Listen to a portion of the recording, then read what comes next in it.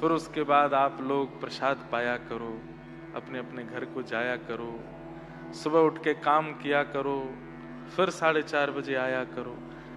कितना अच्छा होना कि पूरी हमारे शेष जीवन किसी का 80 वर्ष का, 90 वर्ष का, 100 वर्ष का ऐसे ही निकल जाए, तो ऑस्ट्रेलिया भी अच्छा लगने लगेगा। फिर बढ़िया लगेगा, चलो यहाँ अच्छा है कि शाम को जाते हैं, रोज कुछ सुनते हैं, कुछ अच्छा करते, कुछ अच्छा भाव प्रकट होता है, सुख है। आज यहाँ विश्राम करेंगे कथा। कल हम जा रहे हैं होबार्ट, तस्मानिया।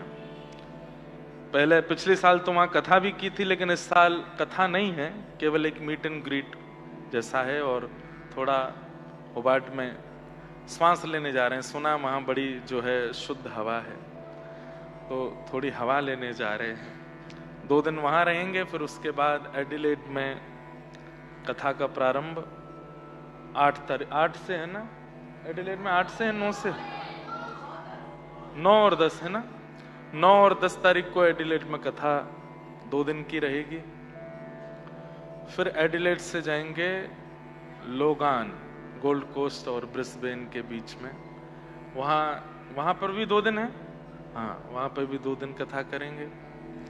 फिर उसके बाद सिडनी में विश्राम के दिवसों में कथा 17, 18 और 19, 3 दिन का सिडनी में क्रम रहेगा।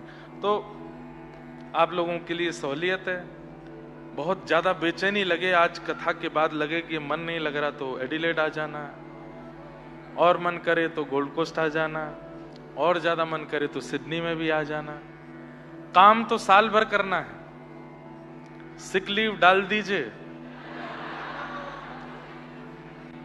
अपने बॉसेस को बोल दीजिए कि महाराज काले नाग ने डस दिया है। बोलेंगे कि वैसे तो सर्प की प्रजाति बहुत है ऑस्ट्रेलिया में, लेकिन मेलबर्न वगैरह में नहीं है। नहीं, वृंदावन के कालिया ठाकुर आए थे, उन्होंने डस दिया है। इसलिए डॉक्टर ने 19 तक बेड रेस्ट बताया है। हमेशा थोड़ी मिलना है ऐसा आपको। वैसे तो ऑस्ट्रेलिया में कथाएं होती रहती हैं। इस साल तो बहुत सारे वैष्णव हमारे भारत के सब यहाँ आए, सब आते ही रहते हैं, लेकिन ठीक है, भक्ति पद तो एक ही बार आता है ना, तो ले लीजिए, 19 तक की छुट्टी ले लो, चल दो सब जगह हमारे साथ। भारत तो नहीं ले जा सकते आपको, लेकिन जब तक ऑस्ट्रेलिया में आओ सब जगह आनंद करेंगे खूब। हम तो पूरे दिन उधम मचाते हैं। भारत में तो बहुत ज्यादा भीड़ हो जाती सब जगह, यहाँ थोड़ा कम जानते हैं ना लोग, तो जाएंगे अपने सब सखा मंडली के साथ, खेलेंगे कूदेंगे, खूब नाचते गाते हैं, हंसी करते हैं, शाम को आके फिर कथा सुनाते हैं। कितना बढ़िया जीवन है। ऐसा जीवन सबको मिले जैसा ठाकुर जी ने हमको दिया है। हरि चर्चा, हरि स्मरण, हरि भक्ति, और उसके साथ में सात्विक भोजन, सात्विक आहार, सात्विक लोग, सात्विक विचार, सात्विक मन, और इन सब के बीच में हंसना, खेलना, आनंद करना। भगवान करे कोई की नजर हमको ही नहीं लग जाए, सब प्रसन्न। ताकि हम ऑस्ट्रेलिया, पता है, गलती से आए थे हम, और अब वो गलती हमारी जो है अब कितने लोगों को आनंद दे रही है। मैं तो क्या नहीं, मैं तो समझूंगा, आप मत समझो। लाली कह रही है इसको गलती मत समझो। नहीं, गलती नहीं, मतलब ऐसा कोई हमारा आने का क्रम नहीं था। हम तो अच्छा जी, जय हो, बहुत बढ़िया। आप लोग तो खूब डॉलर कमा रहे हो। हम तो ना, हमारी कोई दक्षिणा फिक्स होती है, ना हमारी कोई कथा की फीस फिक्स होती है। हम तो जैसे तैसे, जो कोई दे दे तो मना नहीं करते, कोई ना दे तो मांगते नहीं, ऐसी स्थिति में रहते हैं। वहाँ भारत में भी बहुत कथाओं का क्रम चलता है, वहाँ पर भी जाना पड़ता है, लेकिन अच्छा है। एक बार तो आएंगे इस साल में, 2 बार ना आ सके तो एक बार तो आएंगे। भक्तिपथ ऑस्ट्रेलिया पिछले साल स्टेब्लिश हुआ था यहाँ पर, और कोई ऐसा नहीं, अभी तक सदस्य नहीं बने हमारे कि ये महामंत्री हैं, ये मंत्री हैं, ये सब करना ही नहीं, क्योंकि मैं कमेटियों में जाके देख चुका हूं ना कितने लड़ते हैं आपस में। केवल पदवियों की लड़ाई चलती रहती है कि ये कोषाध्यक्ष है, ये वो है, ये वो है, वो है। ये सब नहीं करना। आज हमारे राम जी, हमारे बंटी जी, हमारे धर्म जी, सब लोग लगे रहते हैं, शांतनु जी आदि सब लोगों को हम एक ही बात कहते हैं, नहीं ताली नहीं बजाओ, उनको अभिमान नहीं कराना है। मुझे इसी चीज का डर लगता है कि किसी को कभी अहम ना हो जाए कि हम चला रहे हैं, सब कोई नहीं चला रहा है। ठाकुर जी जिस दिन टेंटिया पकड़ लेंगे ना, कुछ नहीं चल पाएगा। इसलिए अभिमान नहीं, पर ये सब बहुत मेहनत करते हैं। इन सबसे एक ही बात कह रखी है कि अगर वहां व्यवस्था बने कथा की तो करेंगे, नहीं बने तो भारत के भक्तिपथ अकाउंट से कुछ दे देंगे, कर लेंगे, लेकिन किसी के आगे हाथ मत फैलाना। कोई कहे कि हम सेवा करना चाहते हैं, प्रसाद की, हॉल की व्यवस्था, महाराज जी को लाने की, ले जाने की, टिकट्स की, सबकी, मैंने कहा तो ही करना है, लेकिन कभी टिकटिंग नहीं करनी कि इतने रुपए की टिकट हो, $20 की, $100 की, 50। कोई सेवा करे तो ठीक है, सेवा करने वालों को वेलकम करना। क्यों? उद्देश्य क्या है? उद्देश्य धन अर्जन करना नहीं है, उद्देश्य पैसा कमाना नहीं है, और यहां पैसा कमा के कुछ बनाना नहीं है। वैसे मन तो था कि मैं सिडनी कैनबरा के बीच में कहीं एक व्रज जैसा छोटा जैसा कुछ बनाएंगे कभी ना कभी उसको। वहां एक ब्रज सेंटर, भक्तिपथ ब्रज बनाने का एक भाव है कि भारत से संत जन आते हैं सिडनी में, कहीं भी आते हैं, तो उनके लिए एक स्थान बन जाए। हमारे आजकल आप सब लोग तो ठीक हैं, पर आप सबके बच्चों को हिंदी नहीं आती, आप सबके बच्चों को कल्चर नहीं पता, आप सबके बच्चों को बहुत कुछ नहीं आता।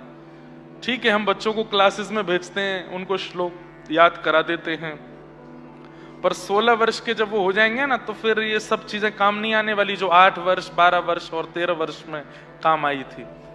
तो उन लोगों के लिए एक वहां पर सेंटर बने जहां उनको वैदिक नॉलेज दी जाए, अपने शास्त्रों के बारे में, सनातन के बारे में, वो सब किया जाए। उसके लिए करेंगे जब, और उसके लिए भी कोई हाय तौबा या फिर पीछे नहीं पड़ना किसी के।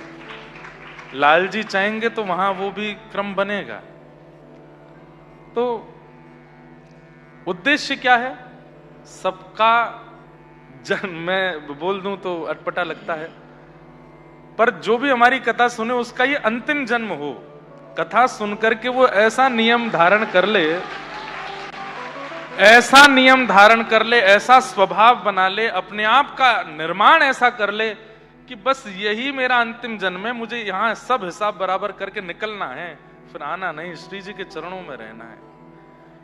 हमारा ये उद्देश्य रहता है। मैं सबको ये बात बता दूं, जाग जाइए, थोड़ा चेत जाइए, मत करिए किसी के साथ छल, मत करिए कपट, मत करिए ईर्ष्या, मत करिए क्रोध, ना काम में इतना डूबिए। क्यों? हमारे पिछले हिसाब ही बहुत ज्यादा हैं, उनको तो हम कुछ सेटलमेंट कर नहीं पा रहे। इस जन्म में और हिसाब बढ़ा लेंगे अपना, घूमते रहेंगे। पुनरपि जननम पुनरपि, आदि गुरु शंकराचार्य भगवान कहते हैं, पुनरपि जननम पुनरपि मरणम पुनरपि जननी जठरे शयनम। बार बार बार बार बार बार जन्म होता है हमारा। और ये तो सौभाग्य कि चलो मानव बन के आए, तो मानवों की माताएं समय से खाती हैं, समय से पीती हैं, सोती हैं। जब गर्भ में बालक हो, कुत्ता बिल्ली आदियों के गर्भ में जब जाते हैं ना, तो वो समय से खाते पीते कैसे रखते हैं अपने गर्भ को। और आपको शायद पता हो कि एक साथ 5-6 बालक जन्म होते हैं, और कभी कभी उनको इतनी तेज भूख लगती है तो वो अपने एक बालक को खा भी जाते हैं। वात्सल्य नहीं होता मां में। और सब किससे चलता है? हमारे पूर्व के प्रारब्ध से।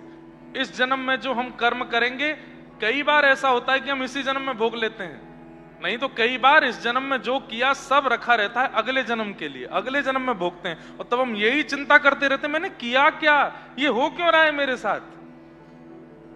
जैसे भीष्म पितामह चिंता में पड़े, जब बाणों की सैया में लेटे थे, तो भगवान से कहते हैं मुझे 100 जन्मों की याद है, मैंने कोई पाप नहीं किया, तो फिर ऐसा कौन सा कर्म था जिसके कारण रोम रोम में बाण लगाया मेरे? बाणों की सैया पर लेटा दिया मुझे, बाणों के बिस्तर पर लेटा हूं मैं। इतनी कष्टप्रद मृत्यु मुझको देने का कारण जान सकता हूं मैं? 100 जन्मों तक मैंने कोई पाप नहीं किया, मुझे याद है। तो भगवान कहते हैं 101वें जन्म का याद है? भीष्म पितामह बोले 101वें जन्म का याद नहीं है। तो बोले तुमने 101 जन्म पूर्व एक पाप किया था, वो तुम भोग रहे। भीष्म पितामह सिर पकड़ के बैठ गए, बोले इतना पुराना भोग रहा हूं आज? ठाकुर जी बोले हाँ। अच्छा, एक बात आपके सामने स्पष्ट कर दूं, कई बार हम लोग देखते हैं कि हर प्रकार से संसारी जीवन जीने वाला व्यक्ति हमसे ज्यादा सुखी है। हम यहां नाम जप करते हैं, ठाकुर जी की सेवा करते हैं, कथा सुनते हैं, वृंदावन जाते हैं, सात्विक आहार, बिना प्याज लहसुन का भोजन करते हैं, समय से सोते समय से उठते हैं, हमारे जीवन में आए दिन कष्ट आता रहता है। और जो व्यक्ति मांसा आहार करता है, गलत वस्तु पीता है, पत्नी के साथ दुर्व्यवहार, बच्चों के साथ दुर्व्यवहार, पर स्त्री पर पुरुष गमन करता है, जो जो यहां पर भोग की वस्तुएं सबका सेवन करता है, वो हमसे ज्यादा सुखी लगता है। क्यों? बहुत ध्यान से सुनिएगा। व्यक्ति जब बालक बहुत पढ़ाकू होता है ना, कई बार ऐसा 1,00,000 बालकों में एक बालक होता बहुत पढ़ाकू होता है, तो वो अपने आगे वाली क्लासेस को भी पढ़ लेता है, 9th में होते हुए 10th को भी पढ़ लेता है। कई बार हमारे स्कूल में भी ऐसा होता था कि कोई 8th क्लास में बालक इतना ज्यादा इंटेलिजेंट है, तो प्रिंसिपल उनके माता पिता को बुला के कहते इसको 9th पढ़ाने की जरूरत नहीं है, आप कहो तो हम इसको एक क्लास स्किप करा के सीधे 10th में कर लें। बोला कर लीजिए। कई बालक ऐसे होते हैं। ऐसे ही जब व्यक्ति नाम जप करने लगता है, व्यक्ति भक्ति साधन करने लगता है, व्यक्ति अपने जीवन में सात्विकता लेकर के आने लगता है, भगवत आराधन में ज्यादा लग जाता है, तो ठाकुर जी को लगता है अभी इसको 5 जन्म और लेने। पूर्व के किए हुए प्रारब्ध कब पूरे होंगे? जब ये 5 जन्मों में उनको भोग लेगा। लेकिन अब ये इतना नाम जप आदि सब करने लगा है, क्यों 4 बार और भेजा जाए? एक बार में ही सब खत्म करवाओ। अगले दिन से ही कष्ट आना प्रारंभ, अगले दिन से ही विपत्ति, मानसिक, शारीरिक, बौद्धिक, वो सब आने लगती है। क्यों? ठाकुर जी चाह रहे हैं कि भाई इतनी बार मुझसे दूर नहीं जाना, ये अंतिम है, इसको पूरा करके निकलो यहां से, आ जाओ। आप कहेंगे महाराज जी इतने कष्ट आते हैं कथा सुनने के बाद, तो फिर हम कथा सुनना बंद कर दें? नहीं। नाम जप करना बंद कर दें? नहीं। नाम जप कीजिए, कथा सुनिए, सब क्रियाएं कीजिए जो भी आपके आचार्य, गुरु और वैष्णव जन बताते हैं। क्यों? कष्ट तो आएंगे, लेकिन आपको पता नहीं चलेगा। जितना प्रभाव पहले होता था उतना अब नहीं पड़ेगा। मैंने कैसे कैसे लोगों को देखा है, बिना कुर्सी के बैठ नहीं सकते, बिना इस ब्रांड के कपड़े पहन नहीं सकते, बिना इतना नमक मिर्च नींबू नहीं पड़ा हो तो भोजन नहीं कर सकते, ऐसी व्यवस्था नहीं हो तो रह नहीं सकते, ऐसा ना हो तो खा नहीं सकते। लेकिन वैष्णव बनने के बाद पड़ी रहूं कुंजन के कोने, पड़ी रहूं कुंजन के कोने, श्याम राधिका गाऊं, श्याम राधिका गाऊं, किशोरी तोरे चरणन की रज पाऊं, किशोरी तोरे चरणन की रज पाऊं। कहो तो कुसुमल साड़ी रंगावा, कहो तो कुसुमल साड़ी रंगावा। अरे मीराबाई के बारे में जब सुनते हैं तो एक बात और दिमाग में रखा कीजिए, राव दूधा जी की पोती हैं वो। राव दूधा जी कौन है? मेड़ता के राजा। सोने के पलंग पर सोती हैं मीराबाई, ऐसे ऐसे आभूषण पहन करके चलती हैं कि उन आभूषणों को कोई देख लेता है ना तो दूसरे राज्यों की रानियां शर्मा जाती हैं मीराबाई की सुंदरता के आगे। सुंदर कितनी है मीराबाई, इतनी सुंदर हैं, इतनी सुंदर हैं कि कोई एक बार उन्हें देख लेता है तो देखता रह जाता। अच्छा, मीराबाई की सुंदरता की एक बात और, नेत्र इतने सुंदर, नासिका इतनी सुंदर, ओष्ठ इतने सुंदर, मुखमंडल इतना सुंदर, लेकिन संसार की सुंदरता देख करके मन में क्या आता है?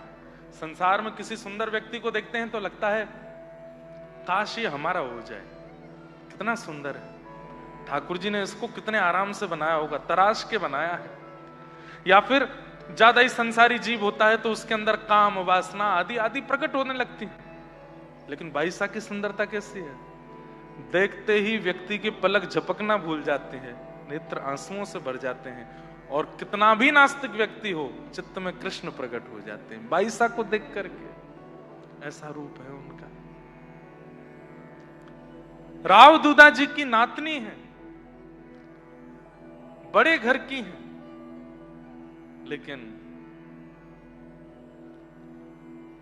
जिन भेषा मेरो सांवरो रीझे, जिन भेषा मेरो सांवरो रीझे, जिन भेषा मेरो गिरधर रीझे, जिन भेषा मेरो गिरधर रीझे, मैं सो ही भेष धरूंगी हो, मैं तो सो ही भेष धरूंगी हो, मैं तो सो ही भेष धरूंगी हो, मैं तो सो ही भेष धरूंगी। अरे हाँ मैं बैरागन मैं बैराग ओ मैं बैरागन मैं बैराग ओ बाला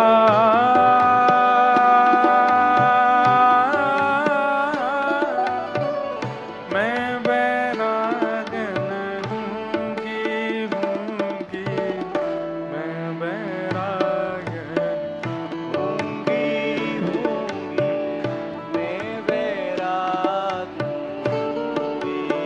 ऐसा होता है जब भक्ति जीवन में आ जाती है तो बाईसा किसी और को रिझाने के लिए तैयार नहीं होते, किसी और को खुश करने के लिए कर्म नहीं करते, किसी और को प्रसन्न करने के लिए बोलती नहीं, चलती नहीं, उनकी एक एक गतिविधि। जिन भेषा मेरो साहिब रीझे, जिन भेषा मेरो साहिब रीझे, ओ जिन भेषा मेरो सांवरो रीझे, जिन भेषा मेरो साहिब रीझे, मैं सो ही भेष धरूंगी हो, मैं तो सो ही भेष धरूंगी। अरे हाँ मैं बैरागन मैं बैराग। हमारे ऑस्ट्रेलिया में मेलबर्न में भी बहुत सारे वैष्णव तिलक स्वरूप लगा के आते हैं। इनको देख के क्या लगता है आपको? अरे ये उन वाले महाराज जी के शिष्य हैं, ये उन वाले महाराज जी के चरणाश्रित हैं, ये व्यास जी के शिष्य हैं, आदि आदि। नहीं, किसी के सिंदूर को देख के आप उसके पति का नाम नहीं लेते कि उनकी पत्नी है। आप बस सिंदूर देख के समझ जाते हो कि ब्याही ठ्याई है, सौभाग्यवती है। ऐसे ही किसी के माथे पर उर्द पुंड देख करके समझ जाए करो गोपाल जी के हो गए हैं, ब्याहे ठ्याए हैं। सूने माथे वाले बुरा नहीं मानना, जिनके माथे पर कोई तिलक नहीं वो बुरा नहीं मानना, लेकिन हाँ बहुत बूढ़े हो जाओगे, युवावस्था में ही ब्याह कर लीजिए गोपाल जी से, हो जाइए चरणाश्रित और अपने इस ललाट को सौभाग्य दीजिए, रज स्थापित होने का, कुमकुम स्थापित होने का, ठाकुर जी के चिन्ह स्थापित होने का। और फिर गाइएगा, जिन भेषा मेरो साहिब रीझे, जिन भेषा मेरो साहिब रीझे,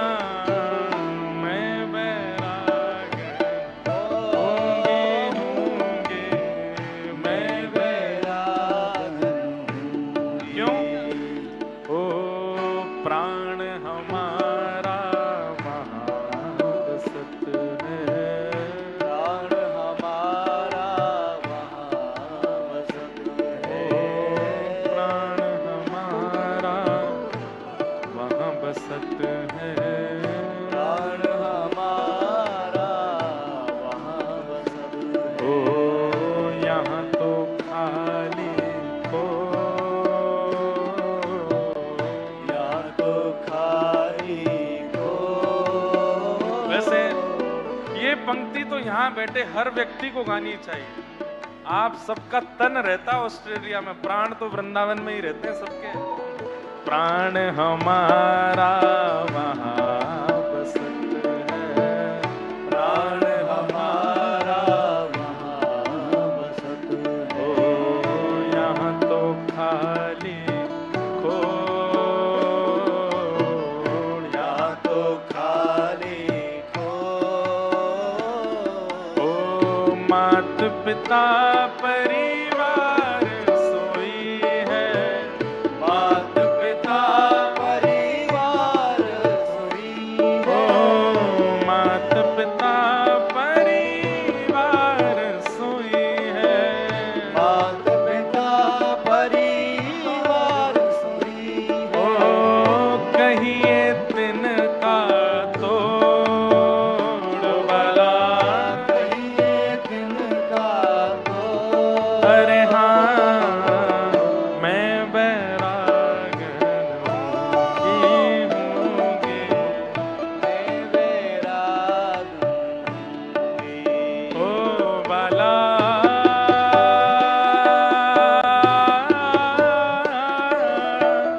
मैं बैरागन हूँगी,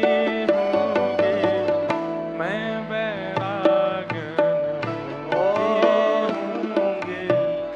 मैं बैराग हूँगी, मैं बैरागन हूँगी, मैं बैराग ठाकुर जी पूछ रहे हैं कैसे बैरागी बनोगे आप? अरे बैरागी का मतलब वैराग्यवान नहीं, नाथ को जो प्रिय होगा वो सब बनने को तैयार है, बस वो राजी रहे हमसे। थे के वो तो सांवरा में मोर मुकुट बन जाऊं, देखो तो सांवरा में मोर मुकुट बन जाऊं। थे के वो तो सांवरा में मोर मुकुट बन जाऊं, देखो तो सांवरा में मोर मुकुट बन जाऊं। क्यों? अरे पैरण लागे सांवरो जे, पैरण लागे सांवरो पैरण लागे सांवरो जे, पैरण लागे सांवरो। मैं तो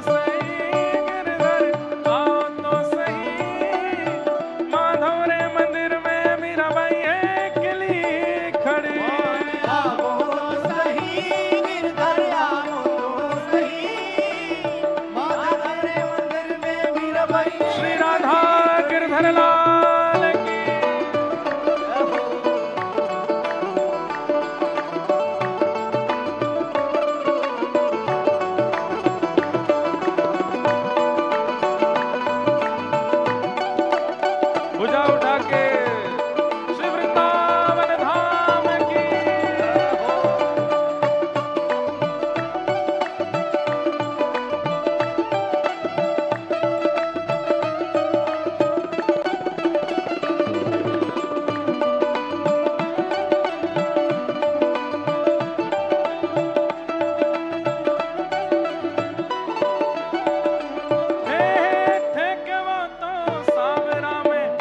पायल बन जाऊं, हे कहो तो सांवरा में पग पायल बन जाऊं, हे कहो तो सांवरा में पग पायल बन जाऊं, हे कहो तो सांवरा में पग पायल बन जाऊं।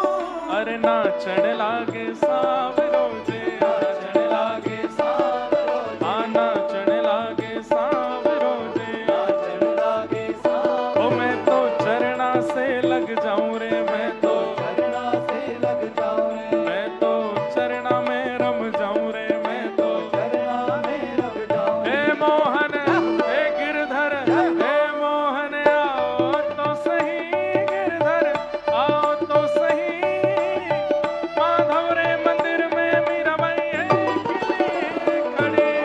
आओ तो सही, गिरधर आओ तो सही, माधव रे मंदिर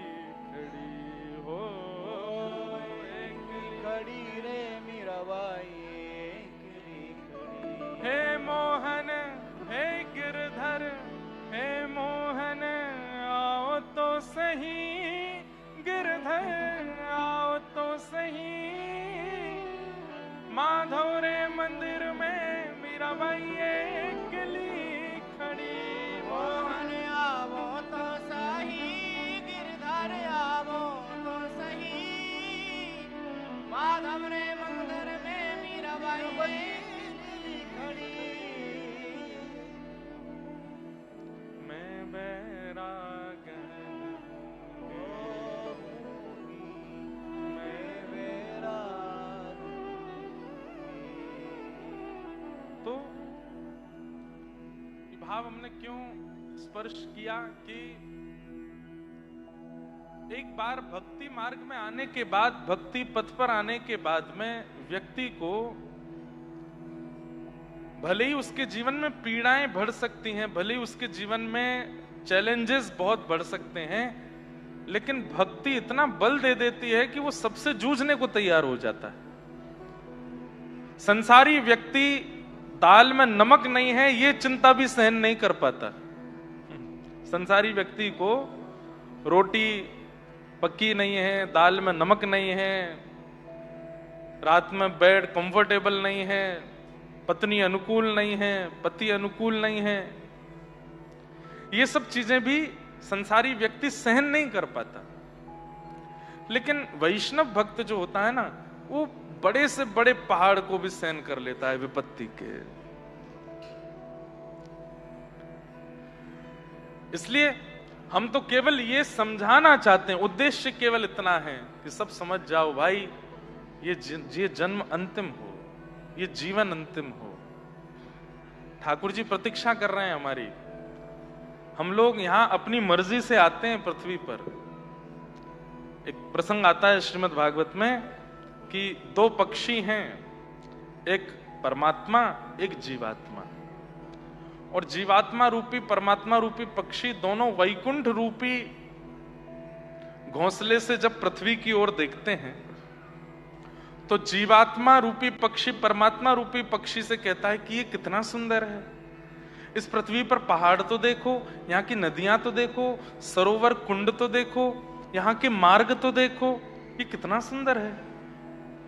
और फिर जब वो पृथ्वी देखते देखते, अरे यहाँ के लोगों को देखो, कोई किसी की माँ है, कोई किसी के पिता हैं, यहाँ पर बहन है, भाई हैं, परिवार है, ये कितना अच्छा है ना संसार।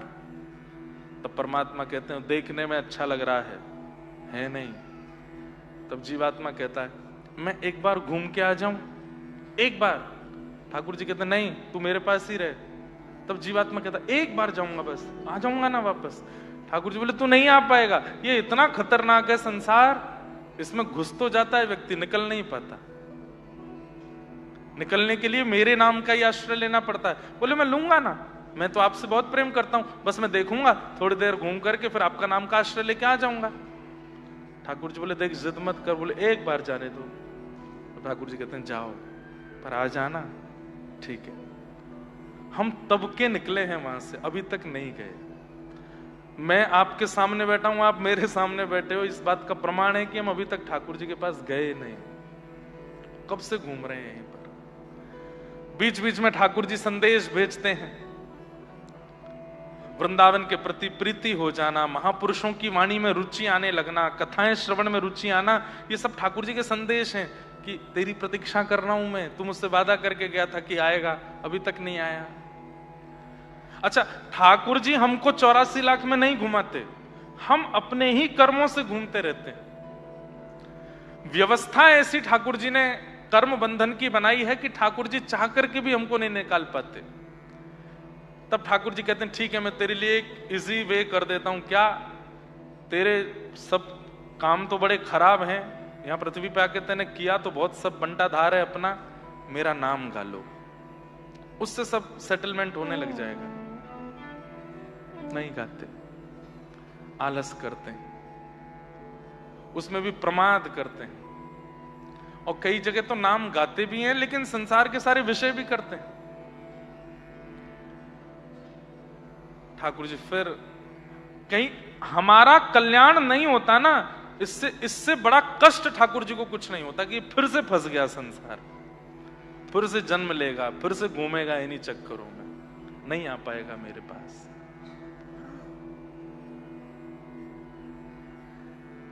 इसलिए खूब भजन करो, खूब ठाकुर जी का स्मरण करो, और बस निकल लीजिए यहां से, नहीं आना हमें यहां दोबारा। यह संसार सकल जग झूठा, झूठा कुल नाता। यह संसार मीराबाई सकल जग झूठा, झूठा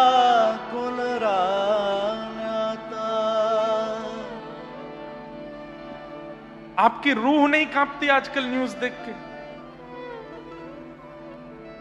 कितने खतरनाक होते जा रहे हैं। इतने खतरनाक तो रावण, कंस और पहले के राक्षस भी नहीं थे, जितने खतरनाक आज का मानव हो गया।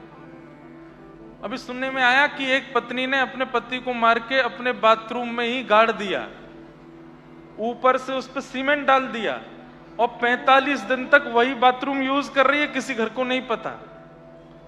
45 दिन बाद फिर पुलिस को कैसे तैसे पता चली, तो पूछा कहां है तुम्हारे पति? बोलते मार दिया। मार दिया? कहां मारा है? शव बताओ। तब बोली यही है घर में। घर में? घर के लोग सब चौंक गए, कहां घर में?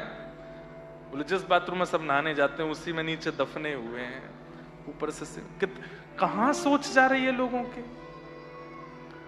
मुझे कभी कभी अपने आप पर संशय होता है। हम इतनी कथा कर रहे हैं, कथाओं में हजारों की भीड़ आ रही है, लेकिन परिवर्तन के नाम पर कुछ नहीं हो रहा। इसलिए कभी कभी तो मन आने लगता है कि ये सब कथाएं अपने ऊपर ही लागू कर लो। क्या दुनिया में इतना घूम घूम के, नींदें काट के, परिवार छोड़ के दौड़ रहे हैं, फिर भी कुछ परिवर्तन तो हो नहीं रहा संसार में। 20 वर्ष के, 18 वर्ष के, 19 वर्ष के भारत के युवा ड्रग एडिक्टेड हैं, नशे में पड़े हैं, धुत, उल्टे सीधे काम करते हैं, फटे हुए कपड़े पहन के घूमते हैं। क्या कर रहे हैं?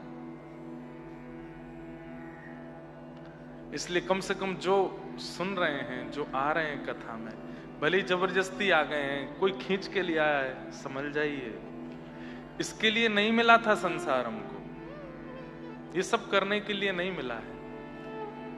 हम लोग देखने आए थे इसको, पर यहां आकर के जितना रायता फैलाया उसको समेट नहीं पाए, फैलाते ही जा रहे हैं। उसको इस जन्म में समेट लीजिए, वो नाम से ही हो सकता है। नाम से समेट के सब व्यवस्थित करके निकल लीजिए यहां से। हम तो इसी उद्देश्य से, अपने लिए भी इसी उद्देश्य से ही कथा कर रहे हैं, बस निकलना है यहां से। यह संसार सकल जग झूठा, झूठा कुल नाता। ये संसार सकल जग झूठा, झूठा कुल राना। तो फिर साचा कौन?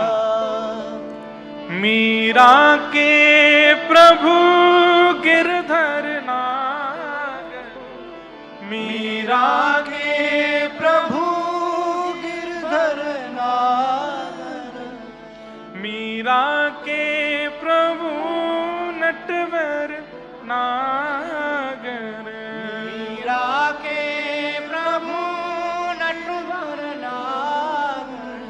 हरि चरणा चितराची गिरधर जन्म मरण रासाथी।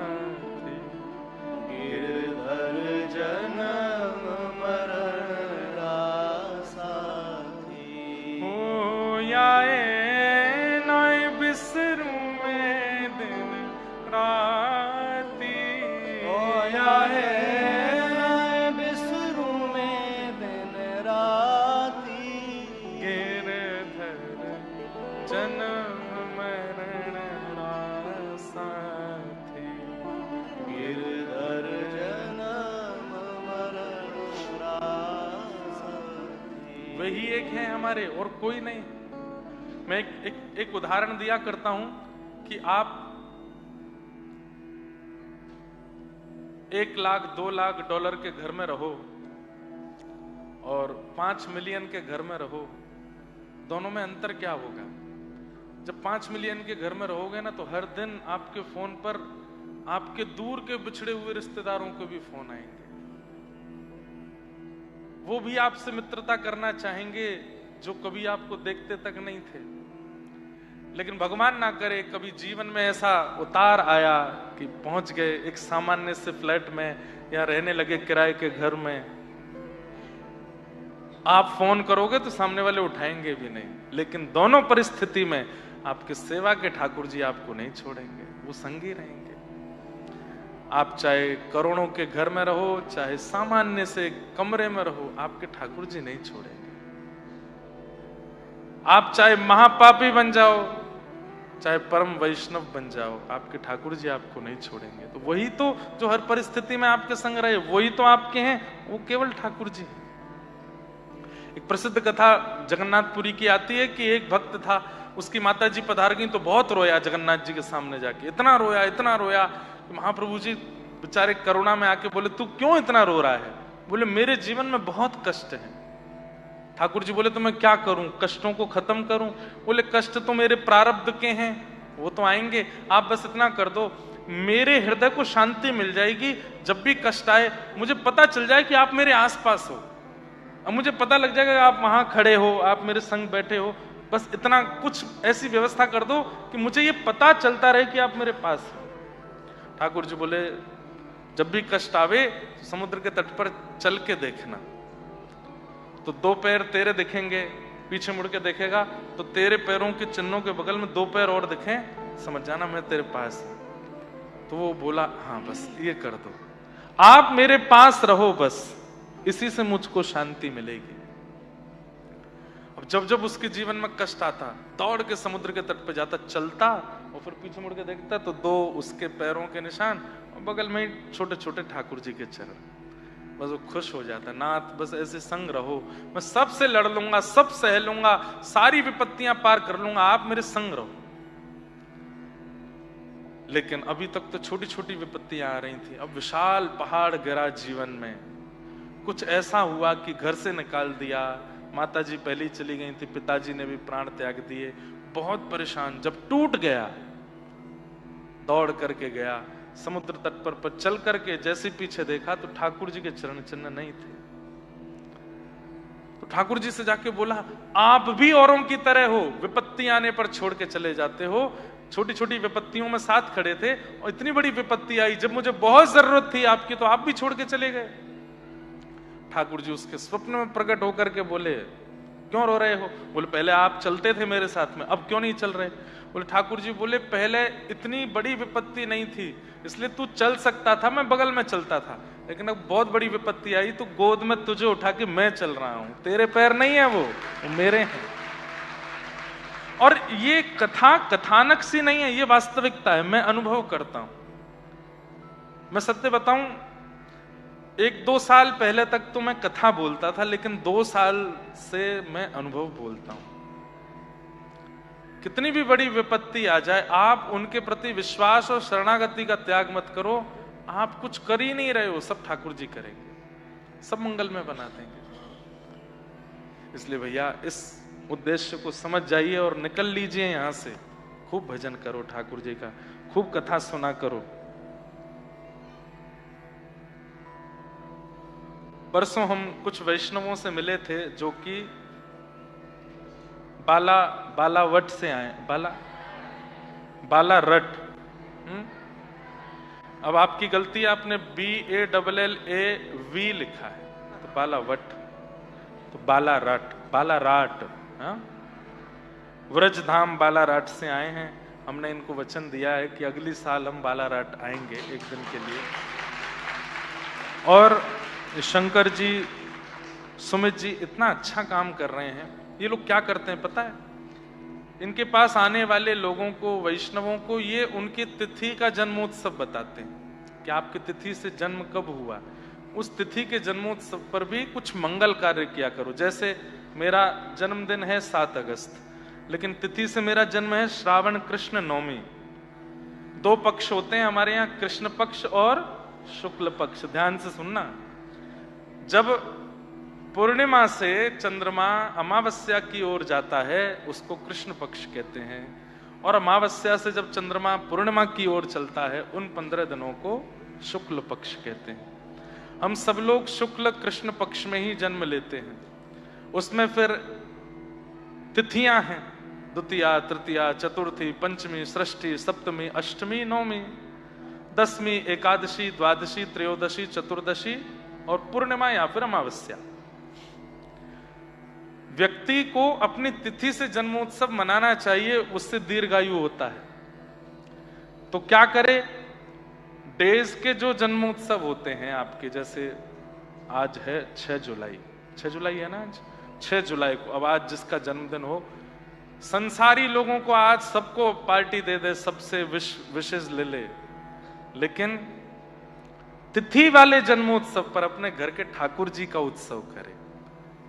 उस दिन ठाकुर जी को, आपकी भाषा में कहें तो ठाकुर जी को पार्टी दो, ठाकुर जी के लिए बढ़िया पकवान बनाओ, ठाकुर जी का, तो वो सबको तिथि बता। तिथि वैसे आप भी ढूंढ सकते हो, आप अपना डाल के गूगल पर चेक कर लो, मेरे जन्मदिन पर और इस साल में कौन सी तिथि थी, तो तिथि निकल के आएगी। उस तिथि को याद रखना, उस तिथि पर अपना जन्मोत्सव मनाओ। और दूसरा आप लोग काम करते हैं कि सबको पितृ क्रिया सिखाते हैं, जो पूर्वज हमारे जा चुके हैं पृथ्वी से, श्राद्ध पक्षों में उन पितरों का तर्पण आदि कैसे करना चाहिए। एक बात कहूं, बुरा नहीं मानिएगा,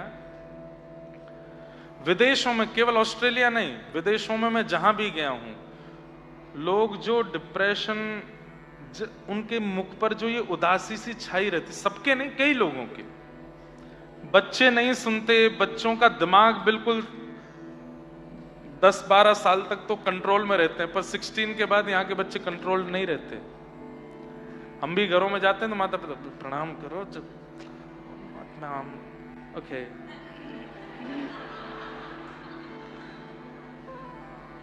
ऐसा करते हैं, बच्चे कंट्रोल से बाहर रहते हैं, पति पत्नियों में आपस में नहीं बन रही है, माता पिता दूर चले गए हैं, बहुत सारी टेंशनें, पारिवारिक टेंशन भी बहुत ज्यादा रहती है।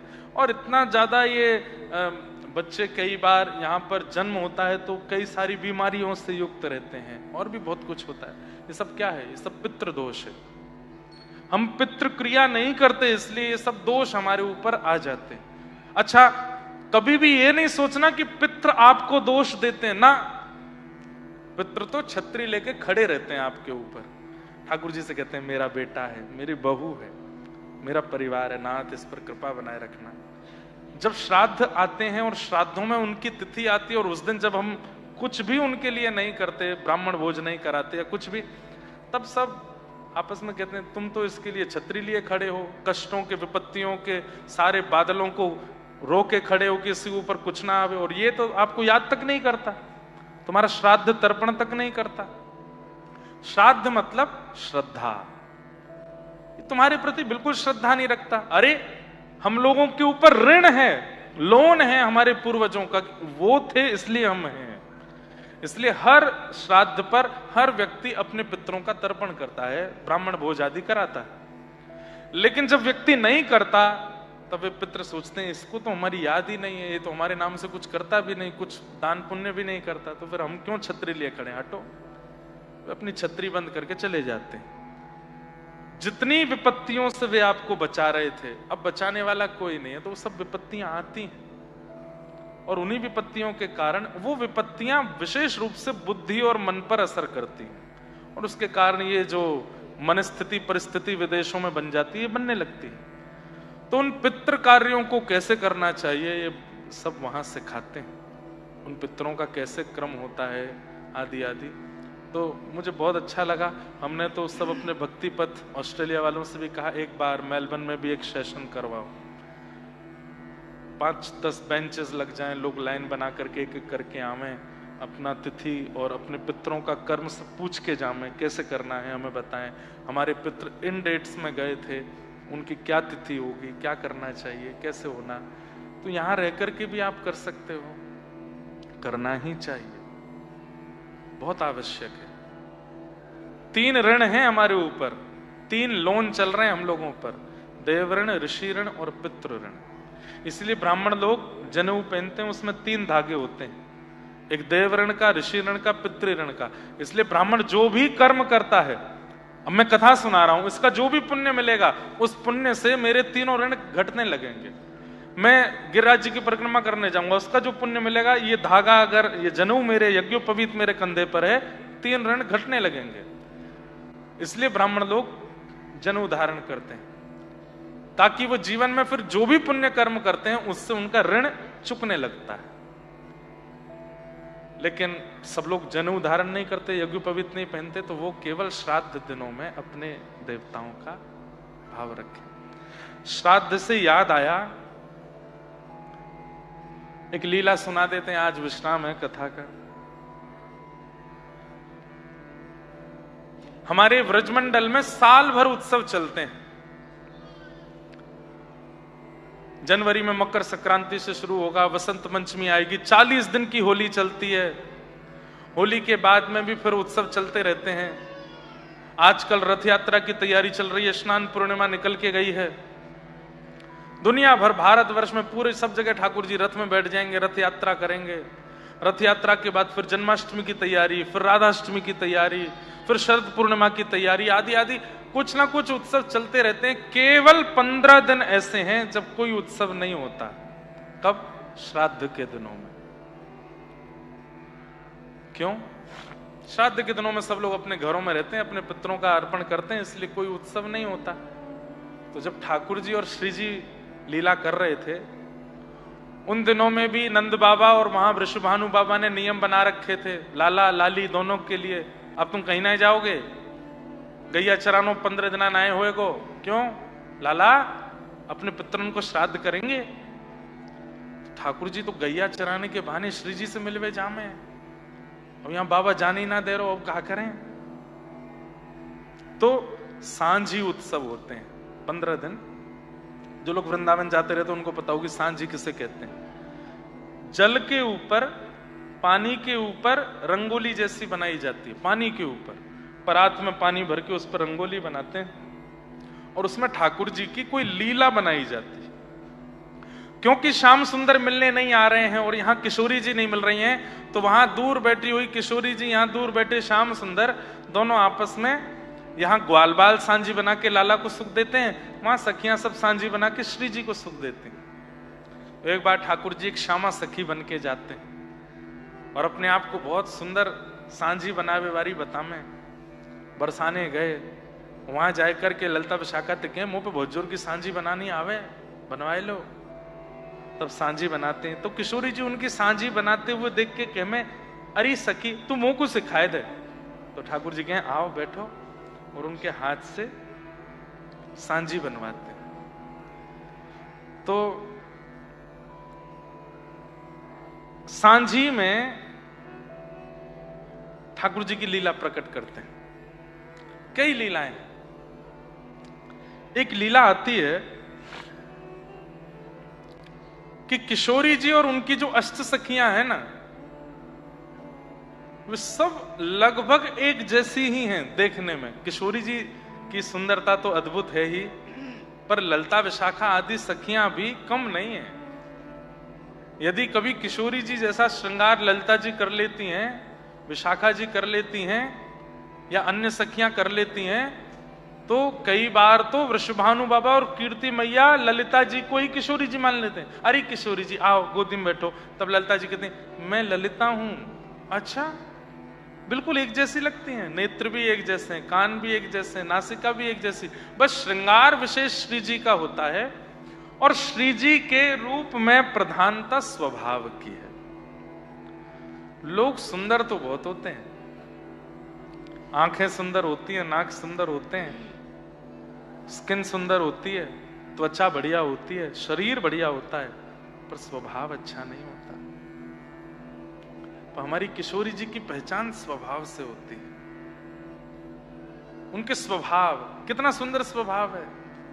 सहज स्वभाव पढ़ो, ध्रुवदास जी गाते हैं, नवल किशोरी जो को सहज स्वभाव पढ़ो। सहज, ये पद याद होना चाहिए आपको। इस पद से किशोरी जी की पहचान होगी। सहज स्वभाव, सहज मतलब डाउन टू अर्थ। कल मुझे किसी ने लिख के दिया था, महाराज जी गुलाम खां का चरित्र सुनाइए। मैंने सुनाया था एक बार। कैसा स्वभाव है किशोरी जी का। एक गुलाम खान नाम के व्यक्ति बरसाने में जन्मे थे, वो मुसलमान, लेकिन सारंगी बजाना जानते थे, बहुत बढ़िया सारंगी बजाते थे। तो रोज श्री जी के मंदिर में जाते और वहां के ब्रजवासी जो समाज गाते थे, वहीं गुलाब खां बैठते और सारंगी बजाते थे। उनके घर में एक पुत्री का जन्म हुआ। अब इतने साल श्री जी के मंदिर में सेवा की, तो उन्होंने भी धर्म से उठ करके अपनी बेटी का नाम राधा ही रखा, गुलाब खान, और बेटी का नाम राधा। सत्य घटना है। कभी बरसाना जाओ तो पीली पोखर जाना, पीली पोखर के पास में चबूतरा है गुलाब खान का। तो गुलाब खान की बेटी हुई, नाम क्या रखा? राधा। बेटी जब धीरे धीरे बड़ी हो गई तो उसको लेके जाते, और वहीं समाज में जब वो सारंगी बजाते, सब गाते, तो बेटी भुजा उठा के वहां नृत्य करती थी, रोज नाचती थी। जब मैं कीर्तन गाता हूं तो यहाँ कई सारे बालक नृत्य करते हैं, पर एक भैया हैं वो अपनी छोटी सी लाली को ऐसे लेके नचाते हैं, और उनकी लाली जितनी देर कीर्तन चलता है ऐसे ही हाथ करके खड़ी रहती है। बहुत अच्छा लगता है। देखो हो रही, हाँ ये देखो इसको जब जब उठाते हैं, इसको पता है कि मुझे ताली बजानी है, हाथ ऐसे करना है। देखो पेसिफायर पी रही हैं, कथा सुन रही हैं। लालियां जिनके यहां होती है ना, बहुत सौभाग्यशाली। तो गुलाब खान के लाली हुई और नाम रखा राधा। तो छोटी सी लाली को लेके जाते थे मंदिर में, श्री जी के मंदिर में सारंगी बजाते, वो नाचती, और उसको देख करके सब गुसाई जन हमारे बरसाने के सब कहते, अरे गुलाब तू रोज लाए कल लाली, देख ऐसी ठुमक ठुमक करके नृत्य करे पूरे मंदिर में, कैसी बढ़िया लगे। धीरे धीरे बड़ी हुई। अच्छा, एक घटना हुई थी कि जब इनके लाली हुई तो बालिका को जन्म देते ही इनकी पत्नी पधार गई थी। तो घर में कोई नहीं था, केवल एक बेटी और गुलाब खान। धीरे धीरे वो लाली बड़ी हुई। जब उम्र उसकी 18-19 वर्ष की हो गई तो फिर सब गुसाइयों कहते थे, गुलाब खान आके कोने में बैठ के सारंगी बजाते थे श्री जी के मंदिर में, समाज में उन्हीं से कुछ प्रसाद मिलता, कभी दक्षिणा भी मिल जाती, उसी से घर चलता था उनका। सब गुसाई लोग बोले कि अरे गुलाब, अब लाली बड़ी है गई, या को ब्याह कर दे। हाँ गुसाई जी करूंगा, बस लाडली जी कृपा करें, कर दूंगा। बोले अब कर दे, अब ठीक है उम्र है गई, अब कर दे। लेकिन गुलाब खां चाहते तो मैं ब्याह करना, लेकिन बस ये सोच के रुक जाते हैं कि ये चली गई तो मैं क्या करूंगा, फिर मैं कैसे रहूंगा। लेकिन कर्तव्य है हर पिता का, पुत्री का ब्याह तो करना पड़ता है। एक योग मौलवी जी का बेटा ढूंढ करके ब्याह कर दिया। विदा होकर के जब इनकी बेटी गई, गुलाब खान की जो स्थिति हुई है, अब सुनिएगा। व्यक्ति जब हंस करके कीर्तन करता है ना, जब प्रसन्न मुद्रा में कीर्तन करता है, तो ठाकुर जी केवल सुनते हैं। लेकिन व्यक्ति जब रोता है ना कीर्तन करते करते, कथा सुनते सुनते, नाम करते करते, तो ठाकुर जी बेचैन हो जाते हैं मिलने के लिए कि मैं जाऊं, ये रो क्यों रहा है। अरे भारत में आप सबके परिवार के लोग होंगे, कभी बात करते करते अगर रो जाते होंगे तो आप कहते होंगे ना, कल की फ्लाइट लेके आ रहे हैं हम, आप रो नहीं, हम आ जाते हैं आपके पास। ऐसे ही जब व्यक्ति कथा सुनता है, कीर्तन करता है या नाम जप करता है और रो जाता है ना, तो ठाकुर जी भी यही कहते हैं, कहां है गरुण जी मेरे, आओ जल्दी लेके चलो इसके पास। रो रहा है, इतना क्यों भावुक हो रहा है। तो गुलाब खान आज तक तो राधा राधा बोलते थे बेटी के नाम से, थे वो नमाजी, अपना नमाज आदि सब करते थे, लेकिन बेटी का नाम राधा है तो कभी राधा जल ले आओ, राधा भोजन ले आओ, राधा चलो चल रहे हैं मंदिर चलेंगे, ऐसे ऐसे बोलते थे। लेकिन अब तो राधा चली गई, अब रोते हैं उसकी याद में। राधा मेरी प्यारी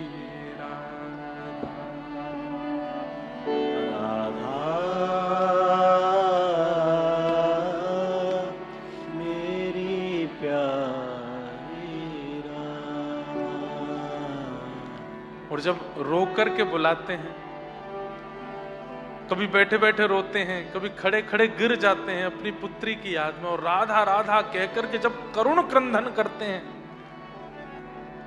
तो ऊपर बैठी हुई किशोरी जी व्याकुल हो जाती है और ललिता जी का हाथ कस के पकड़ लेती हैं। हे ललिता, ये कौन इतनी विरह में रो रहा है मेरा नाम गा के? ललिता जी कहती हैं, आपके निज मंदिर में नित्य सारंगी की सेवा करवे जो आवे गुलाब, वाकी बेटी को ब्याह है, वाको नाम राधा है, वो विदाई है गई तो वाकू याद करके रो रहा। किशोरी जी बोली, क्या ये विरह उसकी बेटी को पता चल रहा है?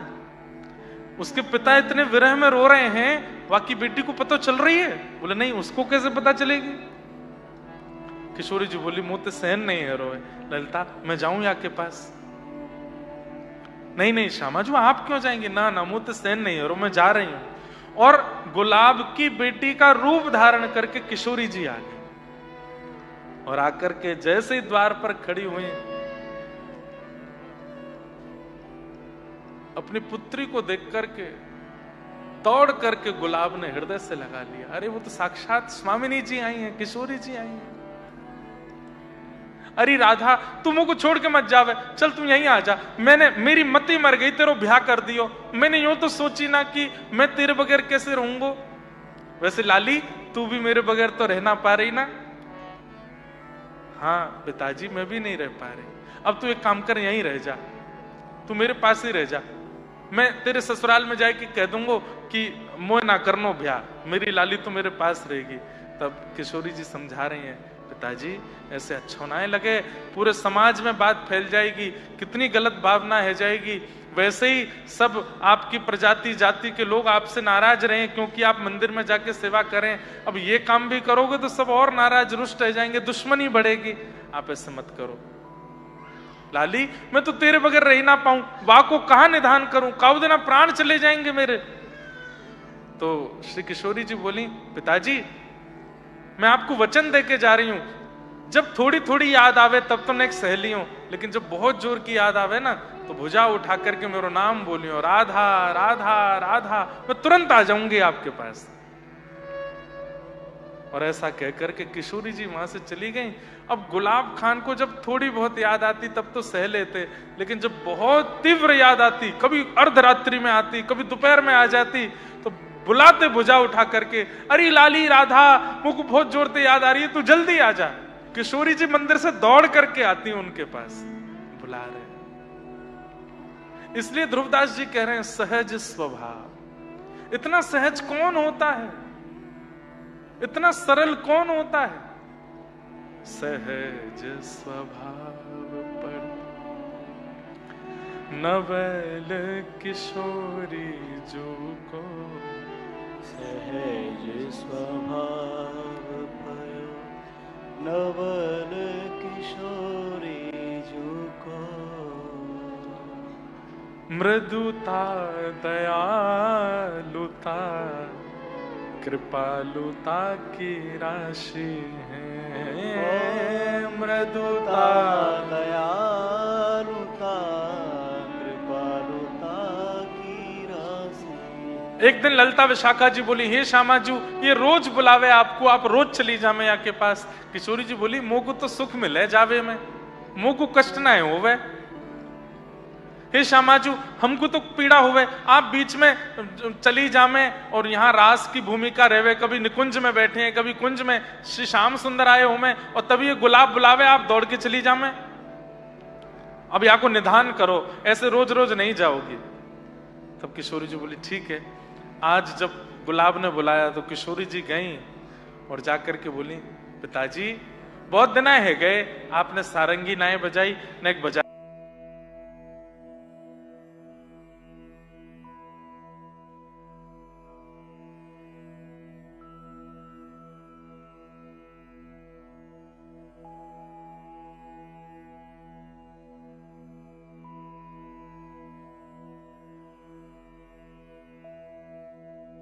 अपनी लाली को आलिंगन करने के लिए गए तो किशोरी जी वहां से आगे आगे दौड़ रही हैं और पीछे पीछे गुलाब, अरे लाली रुक, अरे नेक मेरे हृदय पे लग जा, अरे लाली तू नेक मेरे पास आए जा। और ऐसा करते करते समय क्या हो रहा था, सुबह सुबह के 3:30-4 बज रहे थे। मंदिर में मंगला आरती होने वाली थी। श्री जी तो मंगला आरती के लिए जा रही हैं पीछे पीछे गुलाब जा रहा है। तभी एक गुसाई जी वहां से जा रहे थे, तब गुसाई जी आरती करने जा रहे, उन्होंने देखा ये गुलाब, अरे राधा रुक जा, अरे लाली रुक जा, कहतो जा रहे है। तो गुसाई जी ने आवाज लगाई, अरे गुलाब कहां भाजो जा रहे है, अब तो मंदिर ना आवे, तेरी लाली को ब्याह है बाबड़ो है, कौन के पीछे जा रहे है।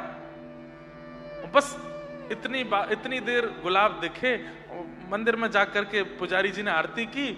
1 दिन 2 दिन 6 महीना साल बीत गए, उस दिन के बाद गुलाब कभी दिखे नहीं। एक दिन सब गुसाई बैठ के बात कर रहे थे, तो वो बड़े बुजुर्ग गुसाई बोले, अरे एक दिन मैं मंगला करवे जा रहा हूं, तब बाद ना अंतिम बार गुलाब देखो, वाके बाद तो नहीं दिखो मोको। उसके बाद बरसाना में कभी सारंगी की आवाज आती, कभी कहीं गुलाब जी बैठे दिख जाते, कभी कहीं कुछ, तो लोग बागों में भ्रांति हो गई कि उनके प्राण तो चले गए हैं और वो प्रेत बनकर के घूम रहे हैं। एक दिन गुसाई जी रात्रि में श्री जी की शयन करके वापस अपनी घर की ओर जा रहे थे, तो जैसे ही वन में होके निकले, तब गुलाब खान ने आवाज लगाई, गुसाई जी। गुसाई जी ने पीछे देखी, कौन बोल रहा हो भैया, मैं दूर दूर तक कोई दिखाई ना दे रहा, कौन है। तो गुलाब सामने आए, अरे गुलाब तू तो भैया मर गयो, हमने सुनी तेरे प्राण निकल गए, तेरा शरीर तो मिलो नहीं, और तू कहीं भूत तो ना बन गयो, दारी के हनुमान चालीसा बोल देंगे, भग जाए आते, भूत बन के आयो है। तो गुलाब बोले, जय जय, मैं प्रेत नहीं बना, लेकिन हां मैं शरीर भी नहीं हूं। बोले तो कहा कह रहे हो भैया। बोले अरे मेरी लाली की विदाई भई, वाके बाद राधा राधा कह करके इतनो रोयो कि श्री जी मेरी लाली बन करके रोज घर पे आयो करती।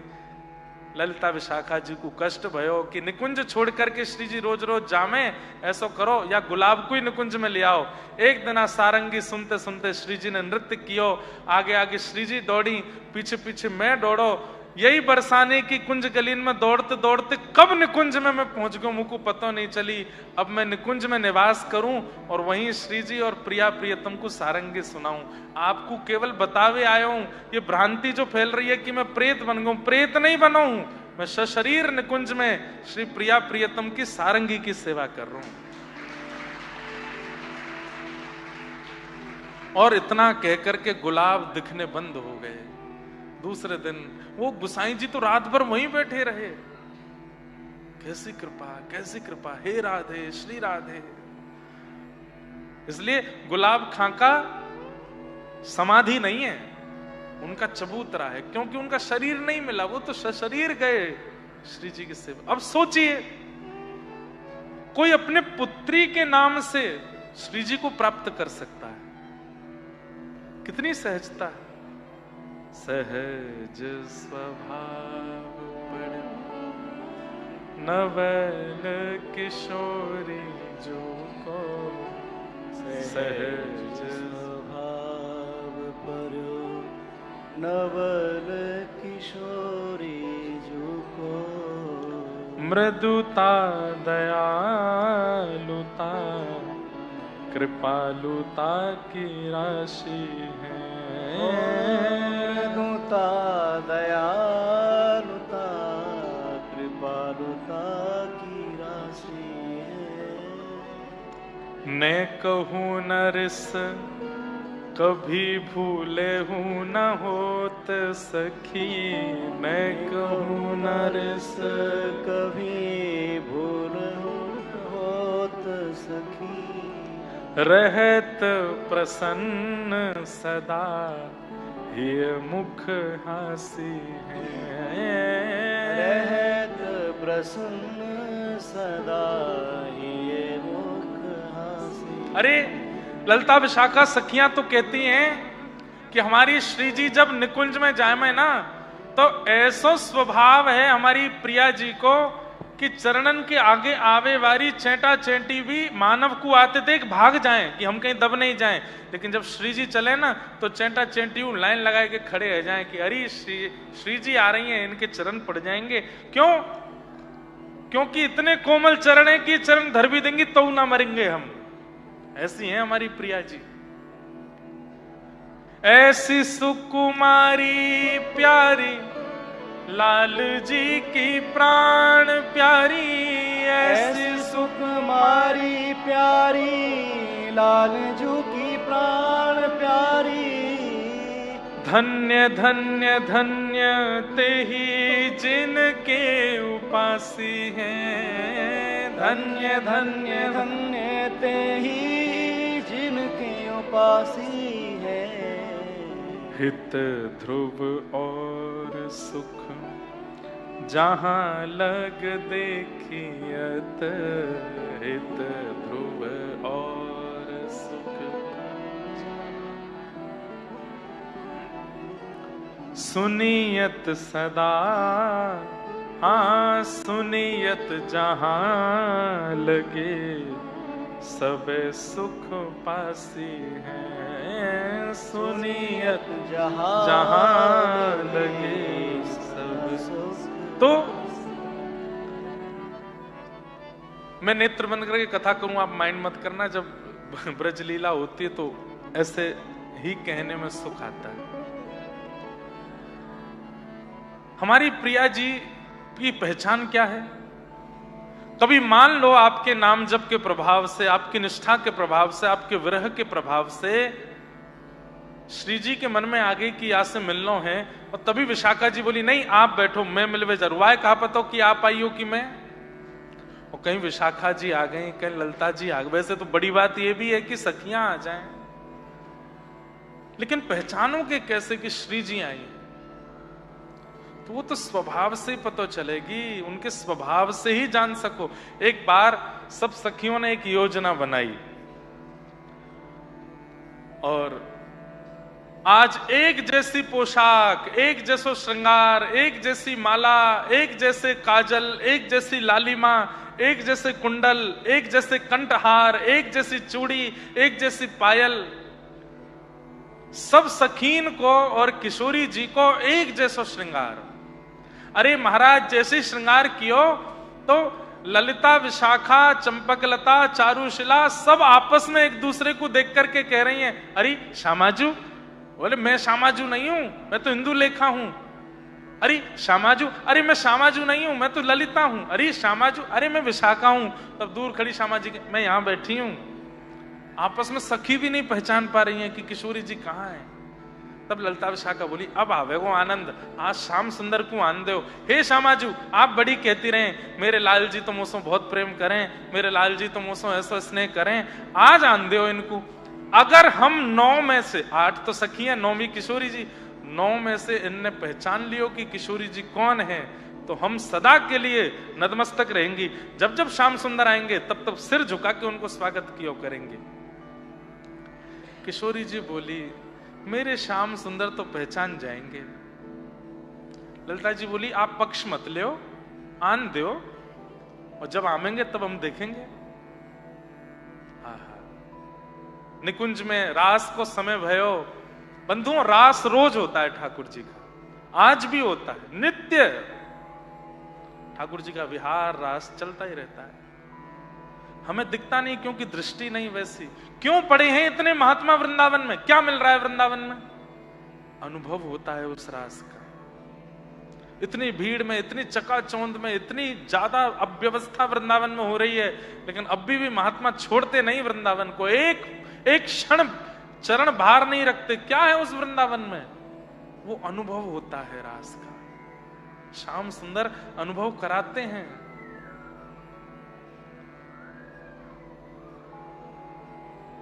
जैसे ही रास को समय भयो, ठाकुर जी निकुंज के भीतर जैसे ही पधारे, जैसे ही ठाकुर जी आए,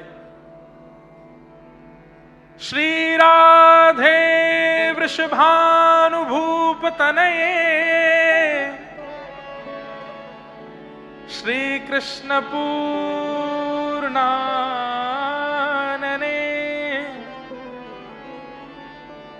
जैसे ठाकुर जी पुकारने लगे हे श्यामाजू, हे प्रियाजू, हे वृषभानु ने नंदनी लाडली जू, आप कहां हो? मैं आए गए हूं। अब जैसे ठाकुर जी ने कहे हे श्यामाजू आप कहां हो, तो 9 की 9 एक साथ बोली श्याम सुंदर मैं यहां हूं। ठाकुर जी ने जैसे ही देखी तो 9 राधा रानी खड़ी हैं। ठाकुर जी बोले ये कैसी लीला, अरे प्रियाजू। तो एक संग 9 की 9 बोली हाँ श्याम सुंदर। ठाकुर जी बोले ये का एरो है, अरे एक जैसो श्रृंगार, एक जैसी माला, एक जैसी नथनी, एक जैसो सब कुछ। अरे मेरी श्यामाजू कहां है? अरे मैं सामने तो खड़ी हूं श्याम सुंदर। सब एक संग बोल रही हैं।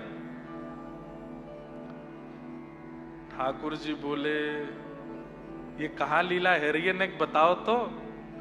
तब सब सखी एक संग ही बोल रही हैं, श्याम सुंदर हम अष्ट सखी और राधा रानी सब आज एक श्रृंगार में हैं।